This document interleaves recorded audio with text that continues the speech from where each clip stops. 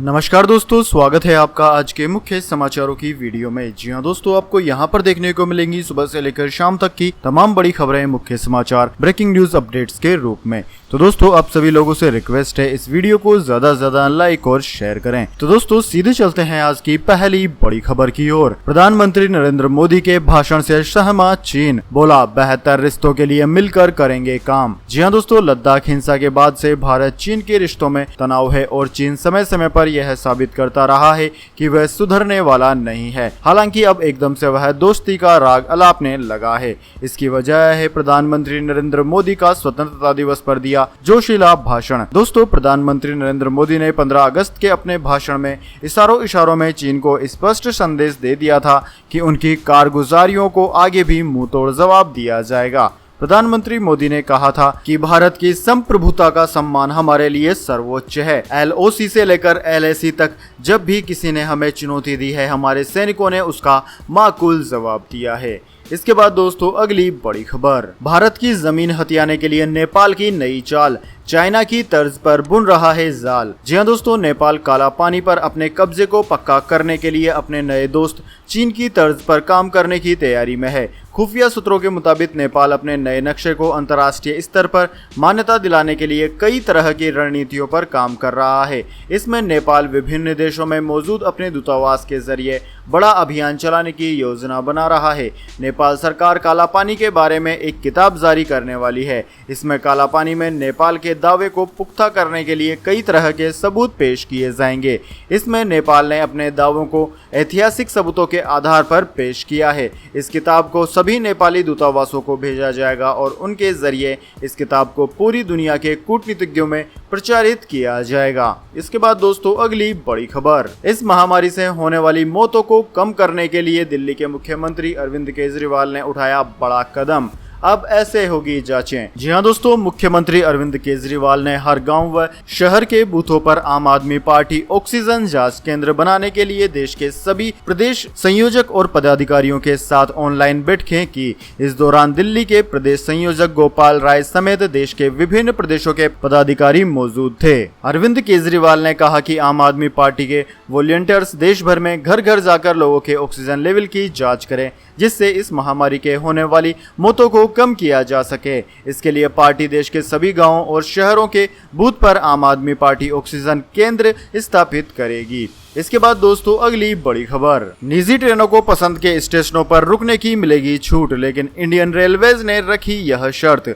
जी हां दोस्तों, भारतीय रेलवे की ओर से ट्रेनों को संचालन को लेकर एक बयान आया है। रेलवे ने कहा है कि जिन निजी संचालकों को 109 मार्गों पर 150 प्राइवेट ट्रेनें चलाने की जिम्मेदारी दी जा रही है, उन्हें उनकी मर्जी से ट्रेनों के ठहराव के लिए स्टेशन का चुनाव करने की भी छूट दी जाएगी। यानी कि निजी संचालक अपने अनुसार उन स्टेशनों का चुनाव कर सकेंगे जहां वह अपनी रेलगाड़ियों को होल्ड करना चाहते हैं। लेकिन निजी संचालकों को पहले उन स्टेशनों की लिस्ट भी रेलवे को सौंपनी होगी जहां वे प्राइवेट ट्रेनों का होल्ड चाहते हैं। जानकारी के लिए बता दें दोस्तों आपको कि होल्ड स्टेशन शुरुआत एवं गंतव्य स्थान के अलावा वे जगह होंगी जहां निजी ट्रेनें कुछ वक्त के लिए ठहरेंगी। इस बात का खुलासा रेलवे की ओर से जारी दस्तावेजों से हुआ है।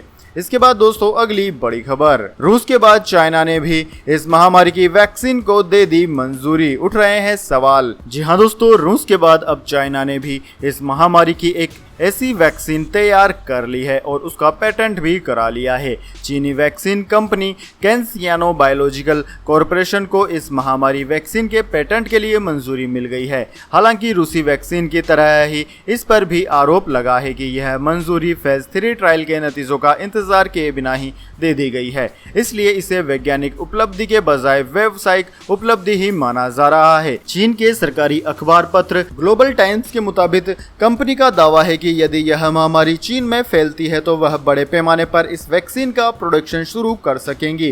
पेटेंट ने इस वैक्सीन की सेफ्टी और इफेक्टिवनेस के दावे को मजबूती दे दी है। वैसे इस वैक्सीन को सीमित इस्तेमाल के लिए चीन ने पहले ही मंजूरी दे दी थी। इसके बाद दोस्तों, अगली बड़ी खबर। कैंसर के इलाज के लिए कोकिलाबेन अस्पताल में भर्ती हुए संजय दत्त, बोले मेरे लिए प्रार्थना करना। जी हाँ दोस्तों, लंग कैंसर से जूझ रहे बॉलीवुड एक्टर संजय दत्त इलाज के लिए मुंबई के अंधेरी में स्थित कोकिलाबेन अस्पताल में भर्ती हो गए हैं। इससे पहले खबर आई थी कि संजय दत्त विदेश जाकर अपना इलाज कराएंगे। अस्पताल जाने के लिए संजय दत्त अपनी पत्नी मान्यता दत्त के साथ शाम को करीब 6 बजे घर से निकले। इस दौरान उनके साथ बहन नर्मदा दत्त, प्रिया दत्त के पति ओवल भी नजर आए। इस दौरान घर के बाहर इकट्ठा हुए फोटोग्राफर से उन्होंने कहा कि मेरे लिए प्रार्थना करना। दोस्तों, आपकी जानकारी के लिए बता दें, इससे पहले संजय दत्त ने मुंबई के 2 बड़े अस्पतालों लीलावती और कोकिलाबेन से संपर्क किया था। उन्होंने लीलावती अस्पताल में कुछ टेस्ट भी कराए हैं। सूत्रों के अनुसार संजय दत्त ने लीलावती अस्पताल में कीमोथेरेपी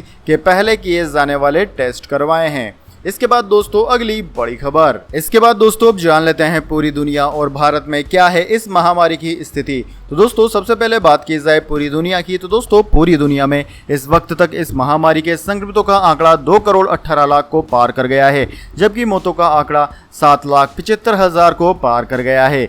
दोस्तों बात की जाए सर्वाधिक प्रभावित देशों की, तो दोस्तों अमेरिका सर्वाधिक प्रभावित देश है, जहां पर 54,55,000 से ज्यादा संक्रमित है। इसके बाद में दोस्तों दूसरा नंबर ब्राजील का आता है, जहां पर 33,59,000 से ज्यादा संक्रमित है। इन दोनों देशों के बाद में India, Russia, South Africa, Peru, Mexico, Colombia, Chile आदि देशों का नंबर आता है।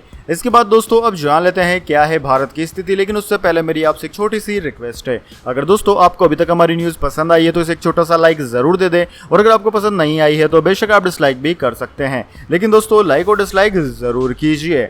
अब दोस्तों जान लेते हैं क्या है भारत की स्थिति। तो दोस्तों बात की जाए भारत में कुल संक्रमितों की, तो दोस्तों भारत में कुल संक्रमण का आंकड़ा 27,62,000 को पार कर गया है। साथ ही मौतों का आंकड़ा भी 53,000 को पार कर गया है। भारत में सबसे ज्यादा प्रभावित राज्य महाराष्ट्र है, जहां पर 6,15,000 से भी ज्यादा संक्रमित हैं। वहीं इसके बाद में तमिलनाडु 3,50,000, आंध्र प्रदेश 3,06,000, कर्नाटक 2,40,000, उत्तर प्रदेश 1,62,000, दिल्ली 1,54,000 और वेस्ट बंगाल और बिहार भी 1 लाख से ज्यादा संक्रमित वाले राज्य हैं। इसके बाद दोस्तों अगली बड़ी खबर, सुशांत सिंह राजपूत के पूर्व अकाउंटेंट का खुलासा, रिया के आने के बाद चीजों में ट्रांसपेरेंसी नहीं रही। जी हाँ दोस्तों, सुशांत सिंह राजपूत की मौत के मामले में आए दिन नए खुलासे हो रहे हैं। मंगलवार यानी कि 18 अगस्त को सुशांत के पूर्व अकाउंटेंट रजत मेवाती का बयान सामने आया है। मेवाती ने न्यूज चैनल्स को बताया कि मैं सुशांत सर का सबसे सीनियर स्टाफ था। मैं उनके साथ 2018 से लेकर जनवरी 2020 तक रहा हूं। मैं अकाउंटेंट के तौर पर काम करता था और फाइनेंस से जुड़ी चीजें देखता था। प्रियंका मैडम के जाने के बाद रिया चक्रवर्ती का आना जाना ज्यादा हुआ और फिर श्रुति मोदी भी जुलाई में घर में आ गई, लेकिन सितंबर 2019 के बाद चीजें बदलने लगी। मेवाती का कहना है कि रिया के आने के बाद चीजों में ट्रांसपेरेंसी नहीं रह गई और जो पहले बोश यानी कि सुशांत सिंह राजपूत और हमारे बीच में रहती थी। मेवाती ने कहा कि रिया चक्रवर्ती ने धीरे धीरे स्टाफ को बाहर निकाला, पहले अशोक को निकाला, फिर मुझे निकाला। इसके बाद दोस्तों अगली बड़ी खबर, यूएई की सफलता देख ममता ने गंभीर इस महामारी के रोगियों के इलाज के लिए स्टेम सेल थेरेपी पर रिसर्च तेज करने को कहा। जी हाँ दोस्तों, पश्चिम बंगाल की मुख्यमंत्री ममता बनर्जी ने राज्य के स्वास्थ्य विभाग से किडनी, निमोनिया और मधुमेह जैसी गंभीर बीमारियों से पीड़ितों को इस महामारी के इलाज के लिए स्टेम सेल थेरेपी के बारे में और अधिक जानकारी हासिल करने के लिए सूक्ष्म जीव वैज्ञानिकों, विशेषज्ञों और चिकित्सा शोधकर्ताओं से संपर्क के लिए कहा है और इस बारे में और ज्यादा जानकारी इकट्ठी करने को भी कहा है। इसके बाद दोस्तों अगली बड़ी खबर, चीन की सरकार ने एयर इंडिया की फ्लाइट पर हांगकांग के लिए लगाया प्रतिबंध। जी हाँ दोस्तों, भारत की सरकारी एविएशन कंपनी एयर इंडिया को 2 सप्ताह के लिए हांगकांग में उड़ान भरने से प्रतिबंधित कर दिया गया है। मीडिया रिपोर्ट्स के मुताबिक दिल्ली से हांगकांग के लिए नियमित उड़ान भरने वाली एयर इंडिया पर चीनी सरकार ने रोक लगा दी है, जिसकी वजह से सोमवार को उड़ान भरने वाली एयर इंडिया का विमान हांगकांग नहीं गया। मीडिया रिपोर्ट्स में बताया गया है कि हांगकांग से दिल्ली वापसी वाली फ्लाइट भी दिल्ली नहीं आई है। 14 अगस्त को संचालित एयर इंडिया की दिल्ली हांगकांग उड़ान में 11 इस महामारी के पॉजिटिव पाए गए थे, जिसके बाद चीनी सरकार ने हांगकांग के लिए एयर इंडिया की उड़ानों पर प्रतिबंध लगा दिया है। इसके बाद दोस्तों अगली बड़ी खबर, मौसम समाचार, वेदर अलर्ट। अगले 72 घंटों को इन राज्यों में भारी से बहुत भारी बारिश की है आशंका। मौसम विज्ञान विभाग ने जताया बाढ़ का खतरा। जी हाँ दोस्तों, देश में मौसम करवट ले रहा है। कई राज्यों में मौसम बिगड़ने की संभावना है। इसके साथ ही बाढ़ का भी खतरा मंडरा रहा है। भारत के मौसम विज्ञान विभाग यानी कि इंडियन मेट्रोलॉजी डिपार्टमेंट ने मध्य भारत में अगले 24 घंटों के दौरान हल्की बारिश का अनुमान लगाया है और देश के अन्य हिस्सों में भारी से बहुत भारी बारिश का अनुमान व्यक्त किया गया है। दोस्तों, केंद्रीय जल आयोग के आधिकारिक बाढ़ पूर्वानुमान ने IMD के फ्लैश फ्लड गाइडलाइंस का हवाला देते हुए कहा कि उत्तर छत्तीसगढ़, पूर्वी मध्य प्रदेश, पश्चिम मध्य प्रदेश के कुछ क्षेत्रों और राजस्थान और दक्षिणी गुजरात के आसपास के इलाकों में बाढ़ का मध्यम खतरा है। दोस्तों, स्काईमेट वेदर के अनुसार अगले 24 घंटों के दौरान उत्तर प्रदेश, मध्य प्रदेश के बाकी हिस्सों, पूर्वी राजस्थान, ओडिशा के कुछ भागों, आंध्र प्रदेश और केरल के कुछ हिस्सों में हल्की से मध्यम बारिश की संभावना है।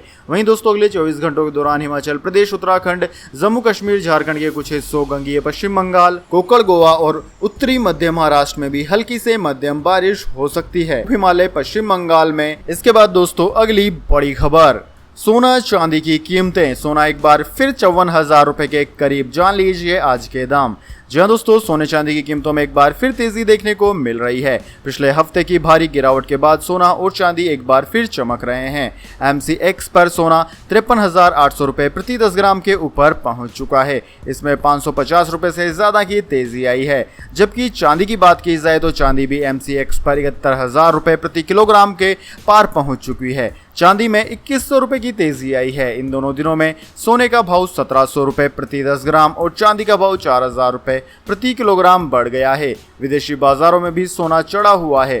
कॉमिक्स पर सोने का भाव एक बार फिर $2000 प्रति औंस के ऊपर निकल गया है, जबकि कॉमिक्स पर चांदी $28 के करीब कारोबार कर रही है। इसके बाद दोस्तों, अगली बड़ी खबर, पेट्रोल डीजल प्राइस टुडे। आज एक बार फिर बढ़ गए दाम। जी हां दोस्तों, अंतर्राष्ट्रीय बाजार में कच्चे तेल की कीमतों में बढ़ोतरी का असर घरेलू बाजार में भी दिखने लगा है। पेट्रोल के दाम पिछले 3 दिनों में लगातार बढ़ रहे हैं। तेल मार्केटिंग कंपनियों ने मंगलवार को एक बार फिर पेट्रोल की कीमतों में इजाफा कर दिया है। दोस्तों, बात की जाए दिल्ली में, तो दोस्तों दिल्ली में 1 लीटर पेट्रोल की कीमत 80 रुपए 90 पैसे प्रति लीटर रही, जबकि 1 लीटर डीजल की कीमत 73 रुपए 56 पैसे प्रति लीटर रही है। इसके बाद दोस्तों, रुक करते हैं अगली बड़ी खबर का। SBI ने ग्राहकों को दिया शानदार तोहफा। खाता धारकों पर लगने वाले कई चार्जेस हो गए खत्म। जी हाँ दोस्तों, स्टेट बैंक ऑफ इंडिया यानी कि SBI अपने खाता धारकों के लिए एक शानदार खबर लेकर आया है। बैंक ने अब ग्राहकों से वसूले जाने वाले चार्जेस को खत्म करने का फैसला लिया है। अब बैंक की कई सेवाओं के लिए खाता धारकों से पैसा नहीं वसूला जाएगा। SBI ने हाल ही में ट्विटर के जरिए ऐलान किया है कि अब खाता धारकों से SMS अलर्ट और न्यूनतम बैलेंस चार्जेस नहीं वसूलेंगे। बैंक ने कहा है कि अनावश्यक ऐप्स से छुटकारा पाने के लिए आज ही आप योनो ऐप भी डाउनलोड कर सकते हैं, जिसके माध्यम से आप अपनी सारी की सारी केस से संबंधित जानकारियां पूरी कर पाएंगे। इसके बाद दोस्तों, अगली बड़ी खबर, प्रियंका गांधी ने कहा गांधी परिवार के बाहर के व्यक्ति को कांग्रेस का अगला अध्यक्ष बनाने की राहुल गांधी की बात से हूं सहमत। जी हां दोस्तों, कांग्रेस महासचिव प्रियंका गांधी ने अपने बड़े भाई और कांग्रेस के पूर्व अध्यक्ष राहुल गांधी की उस बात का समर्थन किया है जिसमें राहुल ने पिछले साल अध्यक्ष पद से इस्तीफा देने के बाद नेहरू गांधी परिवार के बाहर के व्यक्ति को अगला अध्यक्ष बनाने की अपील की थी। यह दावा एक नई किताब इंडिया टुमारो में किया गया है। इस किताब को दिए इंटरव्यू में प्रियंका गांधी ने कहा कि राहुल गांधी ने कहा कि हम में से कोई पार्टी का अध्यक्ष नहीं होना चाहिए और मैं इससे पूरी तरह सहमत हूं। मुझे लगता है कि पार्टी को अपने रास्ते की तलाश खुद करनी चाहिए। प्रियंका गांधी ने यह भी कहा कि उन्हें नेहरू गांधी खानदान से बाहर के अध्यक्ष के साथ काम करने में कोई दिक्कत नहीं है। वैसे दोस्तों, कमेंट करके बताइए कि अगर कांग्रेस में बाहरी अध्यक्ष बने तो कैसा रहे। इसके बाद दोस्तों, अगली बड़ी खबर, अब दिल्ली मेट्रो के कर्मचारियों की सैलरी में कटौती। DMRC की तरफ से जारी हुआ आदेश। जी हाँ दोस्तों, इस महामारी संक्रमण काल में दिल्ली मेट्रो के कर्मचारियों के लिए बुरी खबर है। दिल्ली मेट्रो रेल कॉरपोरेशन यानी कि DMRC ने मंगलवार को इसका औपचारिक आदेश जारी कर दिया। आदेश के मुताबिक अगस्त महीने से ही कर्मचारियों को मिलने वाली सुविधाएं और भत्ते में 50% की कटौती की जाएगी। अगस्त महीने से कर्मचारियों को सुविधाएं और भत्ता बेसिक सैलरी का 15.75% ही मिलेगा। हालांकि कर्मचारी medical treatment, travel allowance, dearness allowance जैसे चीजों का लाभ ले सकते हैं। इसके बाद दोस्तों, अगली बड़ी खबर, मध्य प्रदेश में OBC आरक्षण पर हाई कोर्ट की रोक बरकरार। पहले की तरह जारी होंगे 14% आरक्षण। जी हां दोस्तों, मध्य प्रदेश में बढ़े हुए OBC आरक्षण के मसले पर राज्य सरकार ने मंगलवार को जबलपुर हाई कोर्ट में अपना जवाब पेश किया। सरकार ने अपने जवाब में कहा कि ओबीसी वर्ग की बड़ी आबादी और उसके सामाजिक और आर्थिक पिछड़ेपन को दूर करने के लिए उन्हें बढ़ा हुआ आरक्षण देना जरूरी है। इस पर याचिकाकर्ता की ओर से राज्य सरकार ने जवाब पर आपत्ति जताई गई। याचिकाकर्ताओं का कहना है कि सरकार का जवाब सुप्रीम कोर्ट की उस गाइडलाइन के खिलाफ है जिसके मुताबिक सिर्फ आबादी के हिसाब से किसी वर्ग को आरक्षण नहीं दिया जा सकता। साथ ही आरक्षण की अधिकतम सीमा 50% से ज्यादा नहीं हो सकती। याचिकाकर्ताओं की ओर से यह भी कहा गया है कि इस लिहाज से मध्य प्रदेश में SC, ST और OBC वर्ग की कुल आबादी 87% है, लेकिन इन्हें 87% आरक्षण नहीं दिया जा सकता, क्योंकि ऐसा होना न सिर्फ सुप्रीम कोर्ट के न्याय दृष्टांत के खिलाफ होगा, बल्कि ऐसा होना अनारक्षित सामान्य वर्ग के साथ भेदभाव होगा। फिलहाल हाईकोर्ट ने सरकार के जवाब और याचिकाकर्ताओं की आपत्ति को रिकॉर्ड में ले लिया है। तो दोस्तों यह थे आज के तमाम मुख्य समाचार। अब दोस्तों बारी आती है आज के माइंड क्विज क्वेश्चन की। जी हाँ दोस्तों, एक आसान से सवाल का जवाब देकर आप जीत सकते हैं एक अमेजिंग सरप्राइज गिफ्ट हमारे यूट्यूब चैनल की ओर से। तो दोस्तों आज का सवाल आपकी स्क्रीन पर आ चुका है। रेगिस्तान का जहाज किसे कहा जाता है? जी हाँ दोस्तों, अगर आप जानते हैं कि रेगिस्तान का जहाज किसे कहा जाता है तो जल्दी से अपना उत्तर कमेंट बॉक्स में लिख दीजिए। अगर दोस्तों आपका जवाब होता है एकदम सही और आप चुन ले जाते हैं लक्की विजेता के रूप में, तो आपको मिलेगा एक अमेजिंग सरप्राइज गिफ्ट हमारे यूट्यूब चैनल की ओर से। तो दोस्तों जल्दी से अपना उत्तर कमेंट बॉक्स में लिख दीजिए, वीडियो को लाइक कर लीजिए और चैनल को सब्सक्राइब करके बेल आइकन भी दबा लीजिए। धन्यवाद।